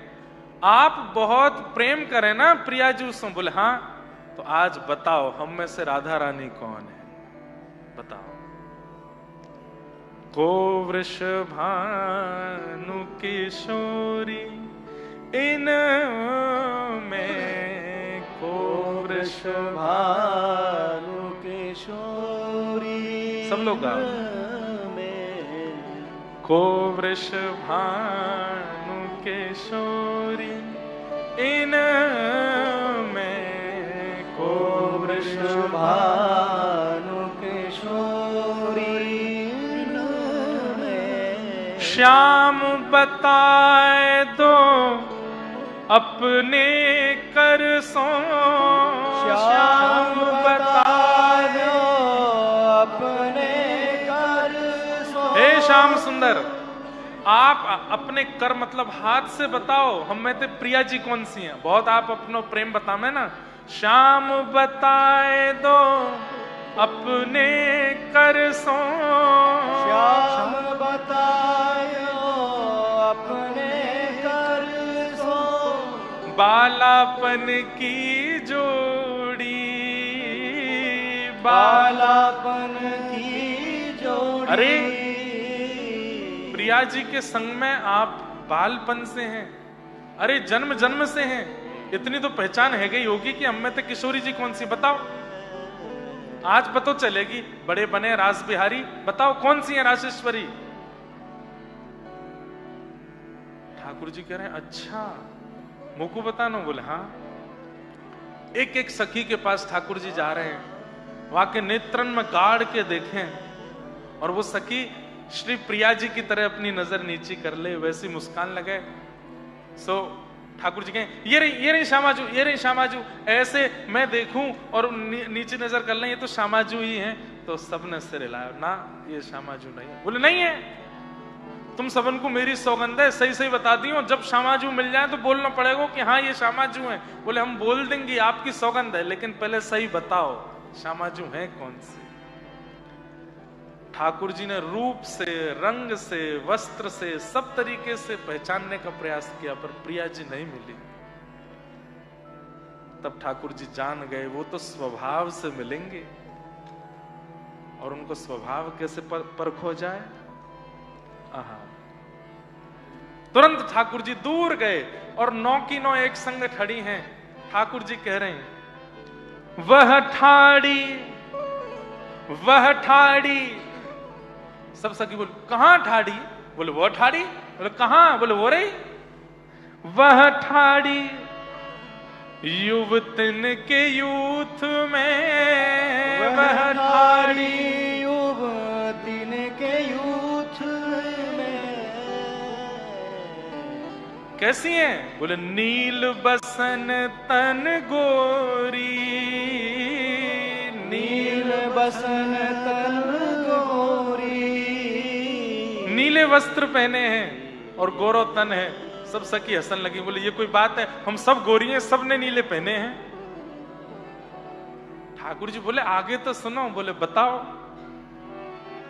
बालापन में इन्हीं सिखायो, बालापन में नहीं सिखायो। छल बल बहुविध चोरी, छल बल बहुविधि चोरी। ठाकुर जी बोले देखो वो ठाड़ी नीले वस्त्र पहन रखे हैं, गोरी गोरी आप सबके बीच में खड़ी हैं। सब सखी बोली हम सब गोरी हैं, सबने नीले वस्त्र पहने। सच्ची बताओ किशोरी जी कौन सी हैं?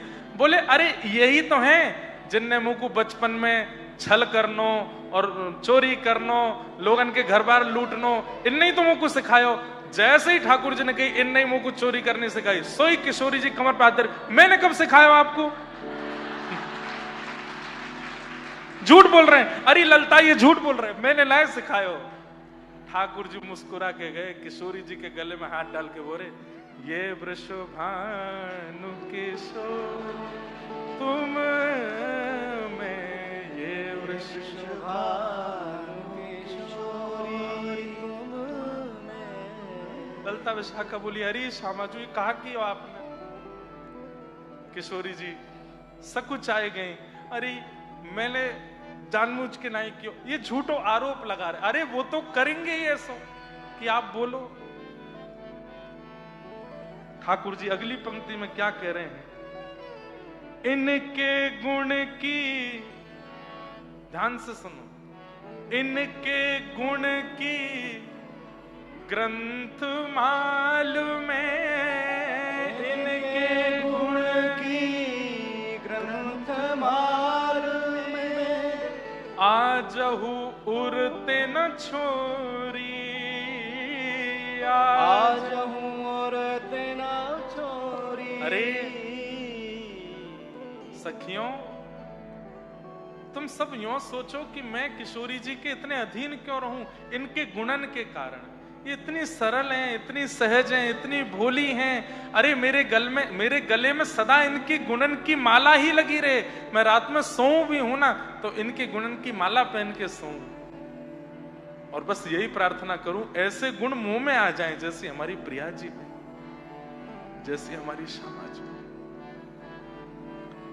सूरदास प्रभु तुम्हारे मिलन को, सूरदास प्रभु तुम्हारे मिलन को, जैसे पाट की डोरी, जैसे पाट की डोरी, इनमें ये वृषभानु किशोरी, इनमें ये वृषभानु किशोरी, इनमें। ऐसी हमारी प्रिया जी।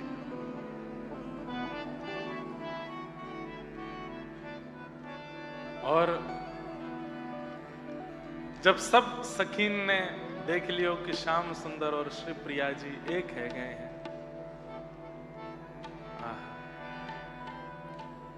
रास हुआ। सब सखियां आज किशोरी जी के रूप में हैं, चारों तरफ घूम घूम के नृत्य कर रही हैं, और बीच में श्री, ऐसे रास में रोज एक लीला होती है बंधुओं। ये अभी एक लीला हमने सुनी, हर दिन एक नई लीला होती है, और उस लीला में हार जीत का खेल होता है।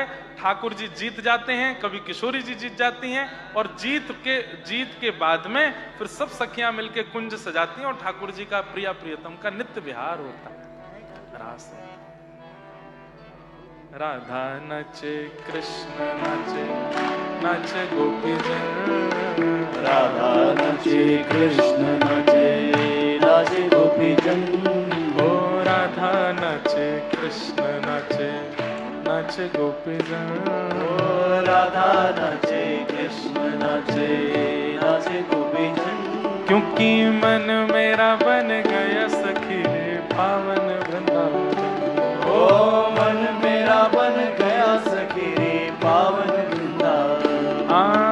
मन मेरा बन गया सखी रे पावन वृंदावन। ओ मन मेरा बन गया सखी रे पावन वृंदावन। ओ राधा नचे कृष्ण नचे, नाचे गोपी जन। राधा नचे कृष्ण नचे, नाचे गोपी जन।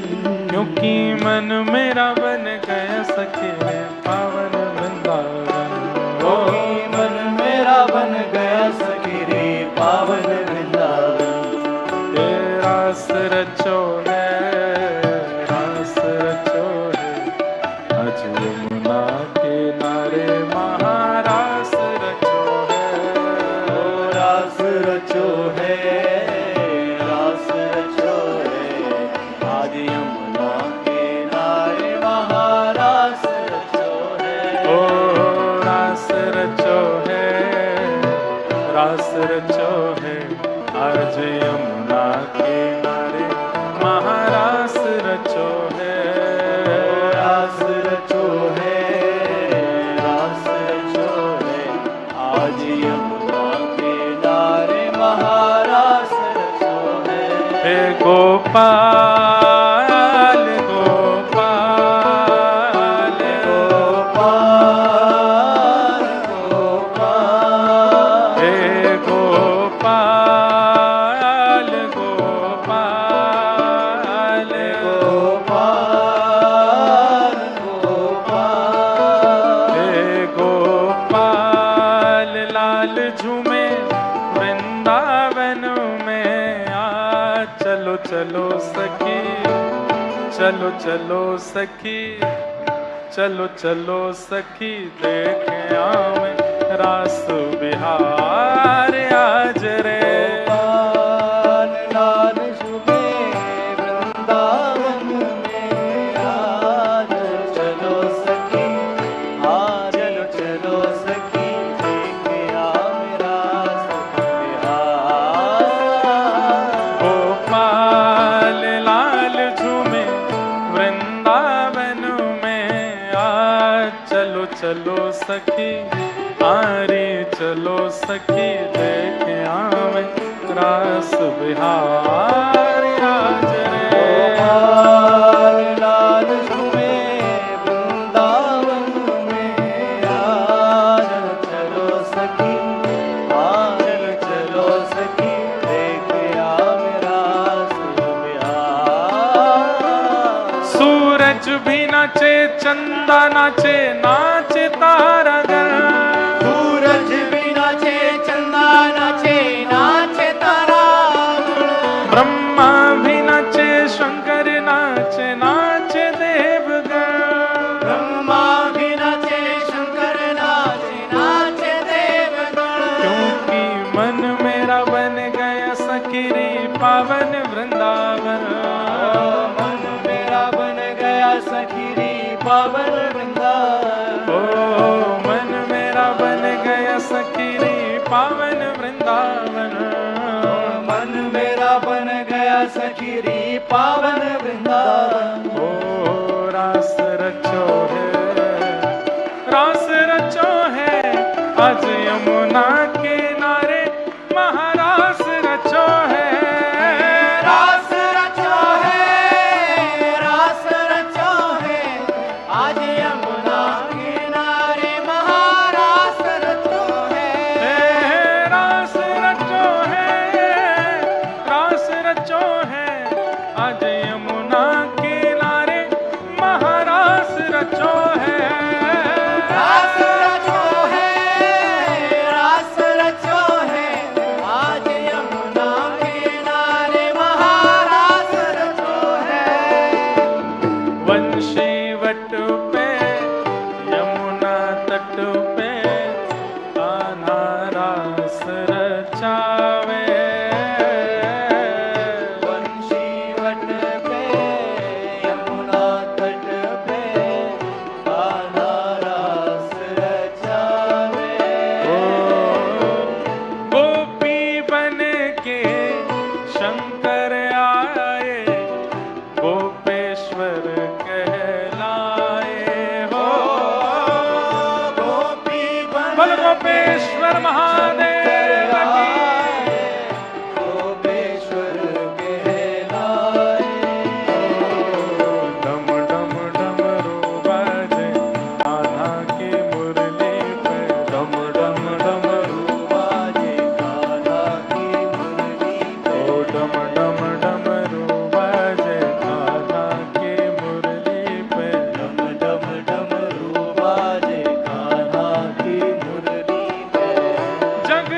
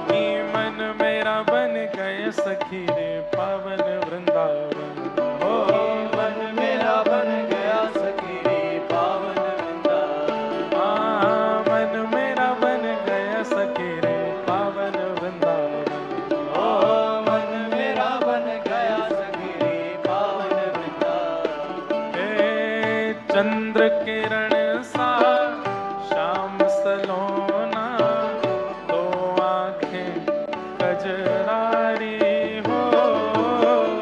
चंद्र किरण सा श्याम सलोना, दो आंखें कजरारी हो। ठुमक ठुमक नाचे गोपियन के संग, जग का पालन हारी हो। ठुमक ठुमक नाचे हरि बोल। गोपियन के संग, जग का पालन हारी। ठुमक ठुमक नाचे गोपियन के संग, जग का पालन हारी हो। ठुमक ठुमक नाचे गोपियन के संग, जग का पालन हारी। ओ रास बिहारी संग राधा सुकुमारी, रास बिहारी संग राधा सुकुमारी, रास बिहारी संग राधा सुकुमारी, रास बिहारी संग राधा सुकुमारी। ओ जगन्नाथ श्याम संग राधा नाचे रे। श्याम संग राधा नाचे रे। ओ श्याम संग राधा नाचे रे। ओ श्याम संग राधा नाचे रे। ओ श्याम संग राधा नाचे रे। ओ श्याम संग राधा नाचे रे। ओ ब्रज में, हो ओ ब्रज में, हो ओ ब्रज में रतन राधिका गोरी। ब्रज में रतन राधिका गोरी। ब्रज में रतन राधिका गोरी। ब्रज में रतन राधिका गोरी। हे राधिका गोरी, राधिका भोरी, राधिका गौरी, राधिका गौरी, राधिका गोरी। ओ भैया राधिका गौरी, क्यों? राधिका सुनो गौरी। सुनो सुनो सुनो। अरे ऐसे कौन घूमता भाई? ऐसे घूमते हैं? घूम के बताओ। नहीं आप घूम के बताओ, जाओ। हाँ घूमो पकड़ के, घेर दियो, नाक मत कटन दियो। हाँ घुमा दे, जोर दे। राधिका गोरी, राधिका भोरी, राधिका गौरी, राधिका भोरी। सुनो सुनो सुनो। शीतल भैया यहाँ आओ, आओ तो। अरे पकड़ हाथ है। कैसे घूमे हम बता मैं रखो। नहीं नहीं नहीं, आपके हाथ नहीं पकड़ते, हाथ उन्हीं के पकड़ो। पकड़ना, तुम दोनों पकड़ो लंबे लंबे। लिटाओ, ये भक्ति पथ का स्टाइल है। आ जाओ, लेटो या के ऊपर सीधे। राधिका गोरी, राधिका भोरी, राधिका गौरी, राधिका गौरी, राधिका गोरी, राधिका भोरी, राधिका गौरी, राधिका गोरी।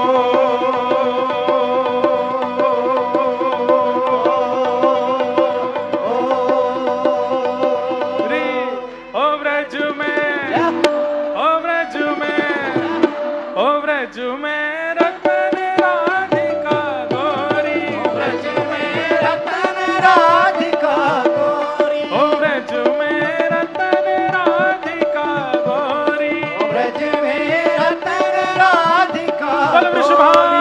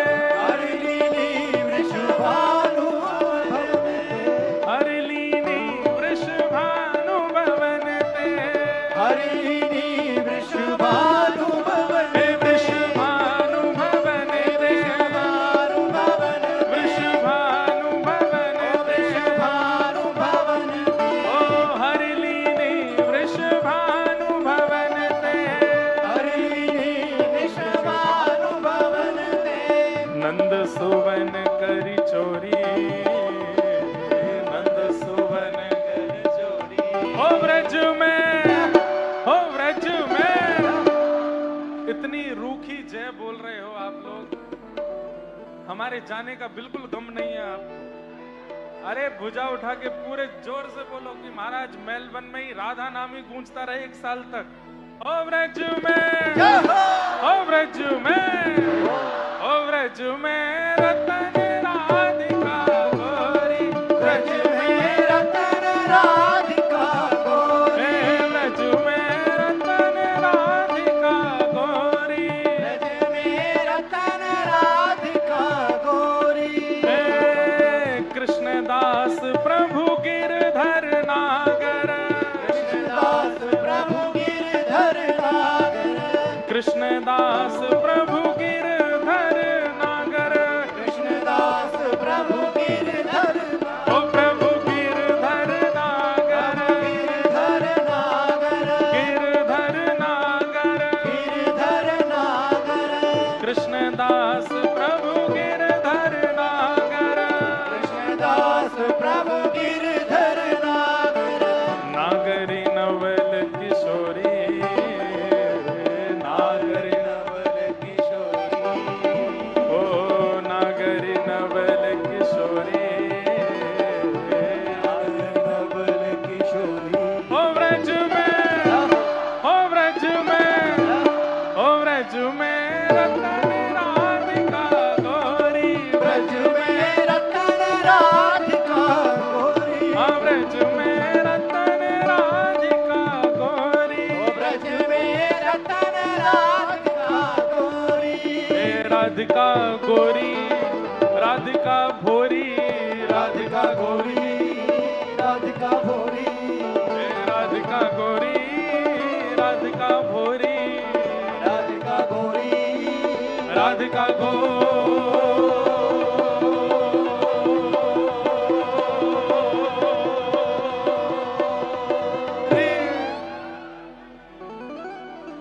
हम बोलेंगे श्री, ठीक है, आप बोलोगे राधे, लेकिन टाइमिंग देखेंगे सांस कौन लंबी खींच सकता है, ठीक है। पहले हमको बोलने देना, सांस आप लोग अपनी भर लो। भैया तुम मेरे संग हो, ठीक है, माइक वाले। अभी नहीं बोलना, पहले मैं श्री बोल दूं, जब मेरी सांस टूट जाए तब राधे। टाइमिंग कौन गिनेगा? वो तो वैसे ही पता चल जानी है कौन। श्री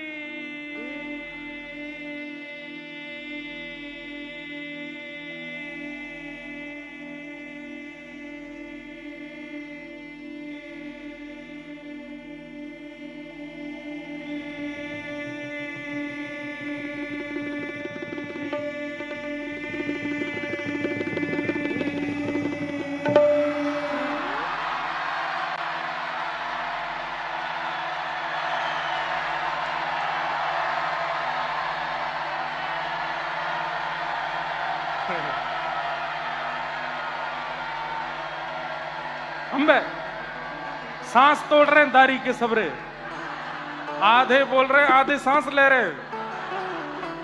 चीटिंग नहीं करनी है, एक बार में बोलना, ठीक है। हाँ भैया आ जाइयो। श्री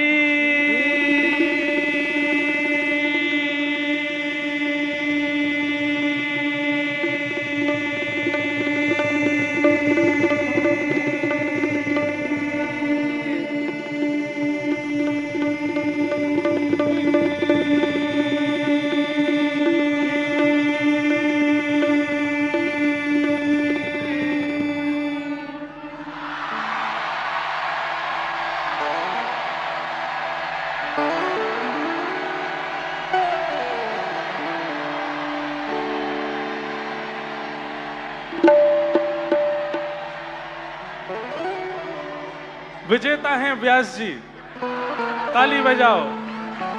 और जा जाने श्वास तोड़ी और बीच में दोबारा बोलो, श्वास तोड़ के जाने दोबारा बोलो, वो अगले जन्म में वृंदावन के बंदर बनेंगे। हो ब्रज में, हो ब्रज में, हो ब्रज में रतन राधिका गोरी, ब्रज में रतन राधिका गोरी, ब्रज में रतन राधिका गोरी, ब्रज में रतन राधिका गोरी। राधे राधे गोविंद गोविंद राधे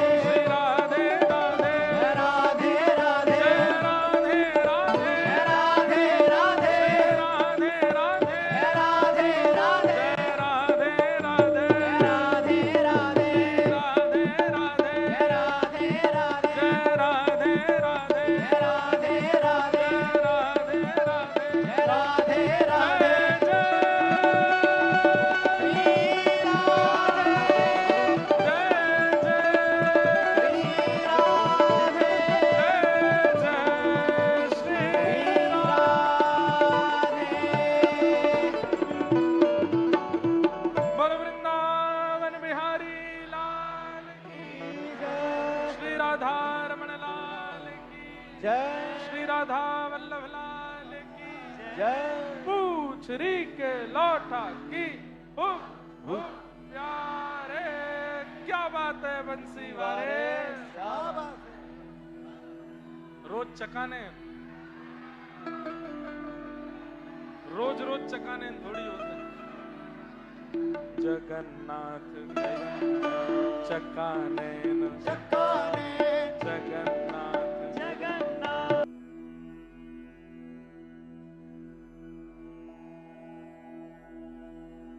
चकाने जगन्नाथ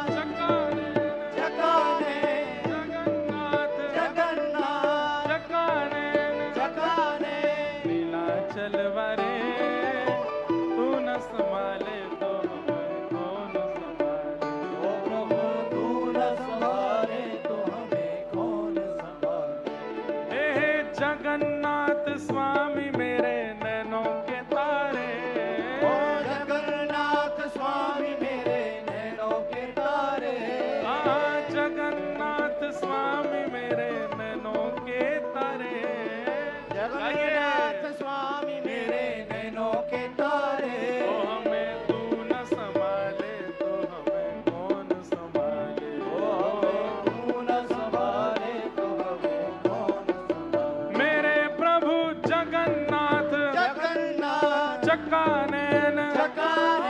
जगन्नाथ जगन्नाथ चकाने चकाने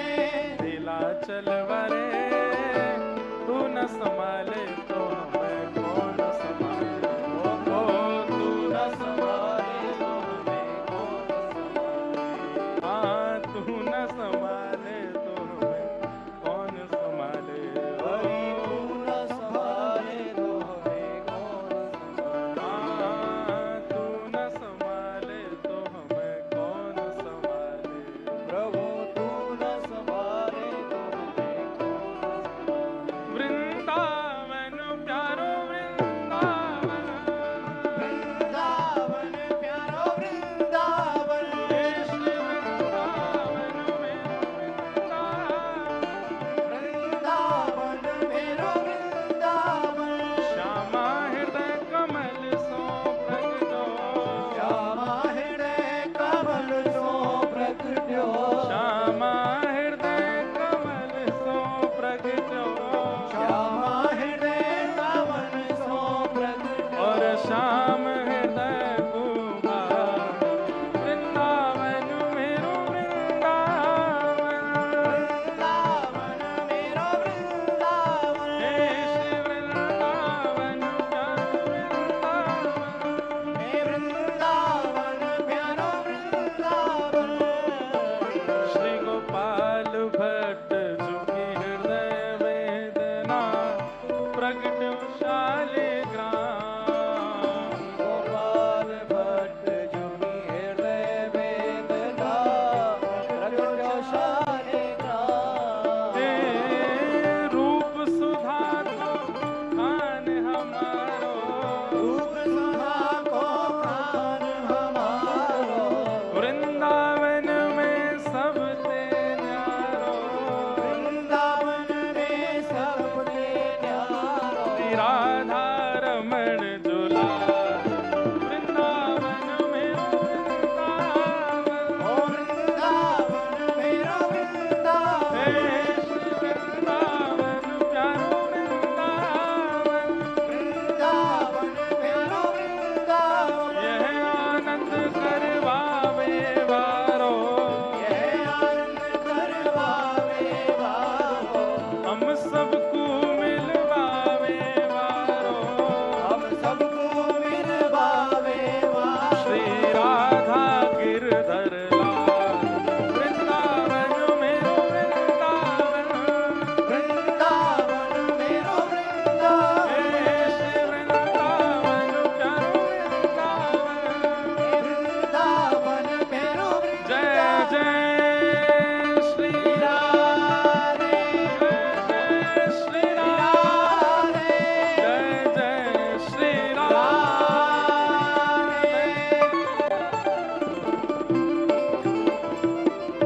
बोलो वृंदावन बिहारी लाल, लाल की जय, कथा सुनवे वाले समस्त भक्तन की, जय मेलबर्न में निवास करने वाले समस्त भारतीयों की, जय कथा करवे वाले व्यास जी की, जो जय बोल रहे हैं उनकी, जय और जो नहीं बोल रहे हैं उनकी भी, अगली साल मिलवे वारे इनकी, जय अगली साल नहीं मिलवे वारे इनकी, जय और अगली कथाओं में लीव दे के आवे वारे इनकी, नहीं नहीं नहीं, अगली कथा में लीव दे के आवे वारे इनकी जय हो। जय हो। आप सबको बहुत बहुत जय श्री कृष्ण, बहुत बहुत जय सिया राम।